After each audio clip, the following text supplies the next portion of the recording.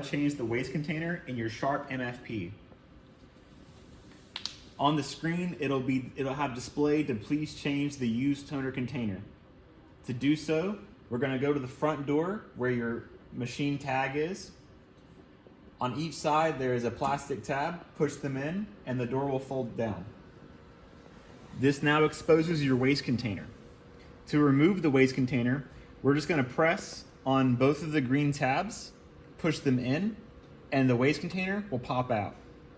So we're going to just put fingers on both tabs, push it in, and the waste container will pull straight out. Once you remove the waste container, you'll set this aside, being very careful and mindful to not spill any toner out of the container.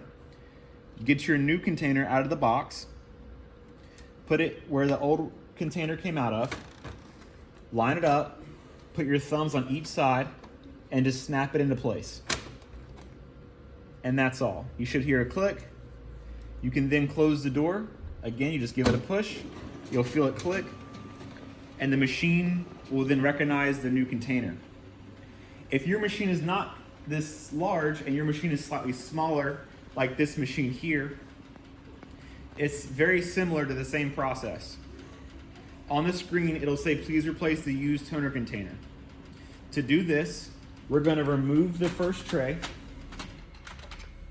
Just set it on top of the machine. And again, we're going to fold down this front door. Once we fold down the front door, we've exposed our waste container, which is here. To remove this, there's a tab for your fingers on the front, on each end. Just give it a pull. When you pull this out, you're able to set this aside and get your brand new one. Put it in place in the front and just push it in.